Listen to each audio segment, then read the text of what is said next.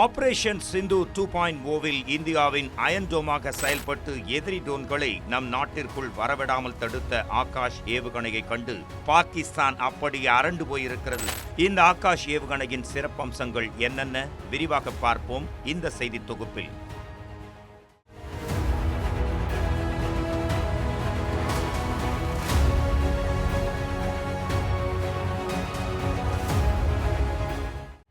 பாகிஸ்தான் ராணுவமும் விமானப்படையும் இணைந்து இந்தியாவின் ராணுவ நிலைகள் மற்றும் முக்கிய இடங்களை குறிவைத்து சுமார் 400க்கும் மேற்பட்ட வான் ட்ரோன்களை ஏவின.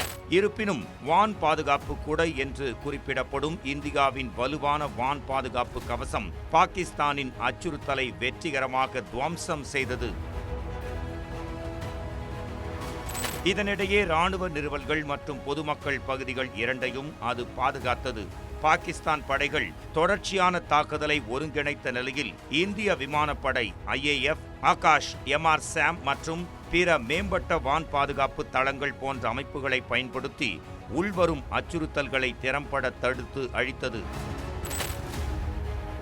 இந்நிலையில் பாகிஸ்தானிலிருந்து ஏவப்பட்ட ட்ரோன்கள் மற்றும் போர் விமானங்களை ஆகாஷ் ஏவுகணைகள் மூலம் இந்திய ராணுவம் தாக்கி அழித்ததாக தகவல் வெளியாகியுள்ளது.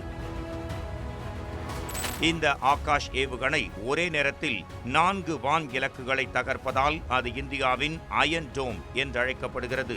முற்றிலும் உள்நாட்டு தயாரிப்பான ஆகாஷ் ஏவுகணைகள் மணிக்கு 4200 கிலோமீட்டர் வேகத்தில் பாய்ந்து சென்று தாக்கும் திறன் கொண்டது. எந்த வகையான நிலப்பரப்பில் இருந்து தாக்குதல் நடத்தும் வல்லமை கொண்டது இந்த ஆகாஷ் ஏவுகணைகள். இந்த ஏவுகணை ஒரே நேரத்தில் 4.5 கிலோமீட்டர் முதல் 25 கிலோமீட்டர் தொலைவு தூரம் கொண்ட 4 வான் இலக்குகளை 100 மீட்டர் முதல் 20 கிலோமீட்டர் உயரம் வரை சென்று தாக்கி அழிக்கும் திறன் வாய்ந்தது.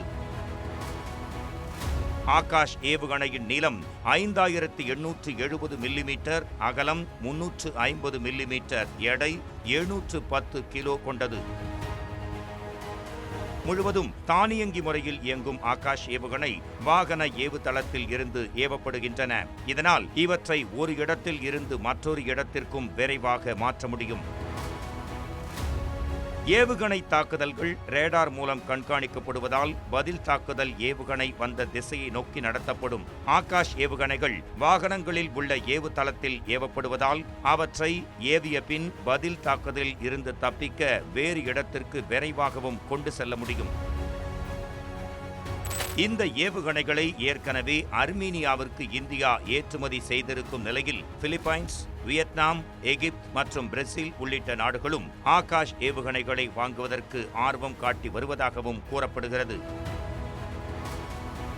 பாதுகாப்பு ஆராய்ச்சி மற்றும் மேம்பாட்டு அமைப்பால், அதாவது DRDO உருவாக்கப்பட்ட இந்த ஆகாஷ் அமைப்பு ஆத்ம நிர்பர் பாரத் முன்முயற்சியின் கீழ் இந்தியாவின் சுயசார்பு பாதுகாப்பு உத்தியில் முக்கிய பங்காற்றுகிறது.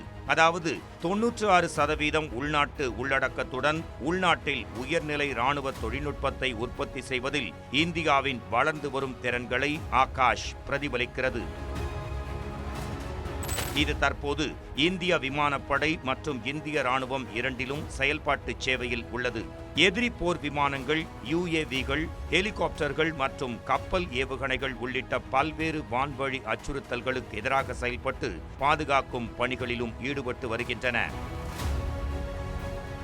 ஆகாஷின் பேட்டரியில் ராஜேந்திரா பேசா fire control radar, self-propelled missile launchers, battery level control centers, a group control center, complete C-41, command, control, communications, computers and intelligence integration ஆகியவை இருக்கும்.